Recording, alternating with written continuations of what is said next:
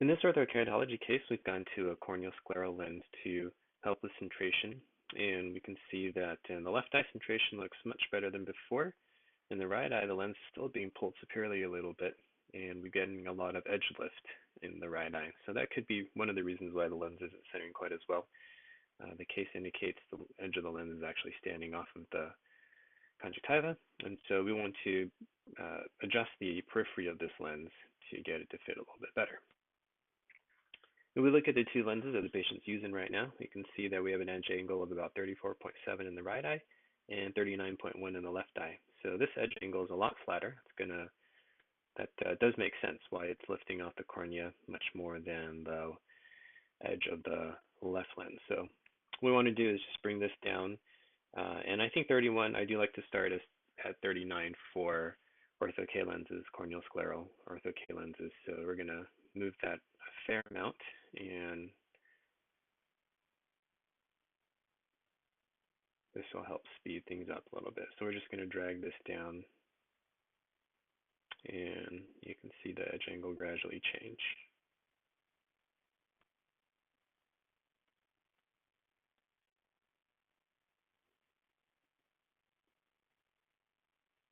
Okay, we're right at 39, and we'll go back to our regular view. Now out here, this should be approximately HVID. We're only about 17 microns of clearance, and I do like to keep this a little bit higher just to avoid the limbus. So click up.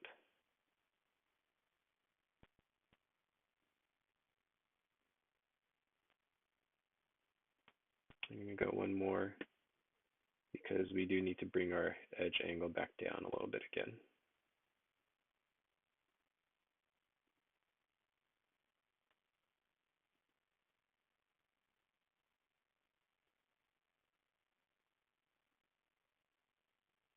Okay, so now we're at 39, and we still have about 30 microns of clearance, which is maybe a little bit more than I normally have.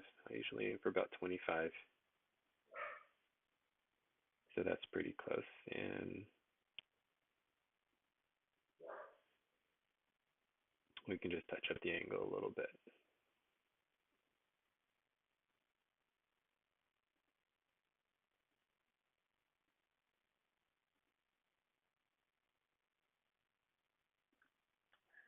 So now the peripheral profile of both lenses are very similar to one another. Uh, the case did mention that even the left lens was quite uncomfortable for the patient. So during your post-wear examination, if you feel like there was even a little bit of edge standoff for the left eye, we can bring both lenses down to an edge angle of 40 and just get that edge to lay down a little bit more heavily against the conjunctiva. And we just do that the same way, bringing down the last control point and then making sure that we maintain clearance at the limbus. Limbal clearance on this side looks like it's pretty good. There was a little bit of undercorrection in the left eye, so especially in the left eye, if you do end up bringing the edge angle or the edge down a little bit, I would probably lift a little bit here just to get a little bit less central clearance to make sure that we don't lift. As we bring the edge down, then that's going to potentially pop the center of the lens up a little bit. So we don't want to completely vault the apex of the cornea, otherwise we won't get enough treatment.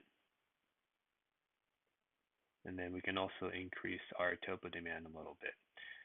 If it's been less than 2 weeks in this particular set of lenses, I would give the patient a little bit more time because the post-wear refraction was minimal for the right eye, and the EDS refractive error is very similar between the two eyes with very similar K readings.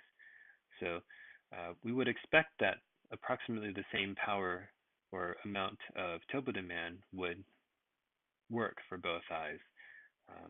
Of course, that's not a guarantee. We may have to bump the power a little bit more in the left eye. But if it hasn't been a full 2 weeks, there is a chance that the patient will mold a little bit more, even with the current lens. And we may end up overcorrecting if we build in another diopter and a quarter here. So if you feel like the patient is getting pretty close to plateauing, you can bump this a little bit, maybe a half diopter or so. and that'll get us a little bit more treatment.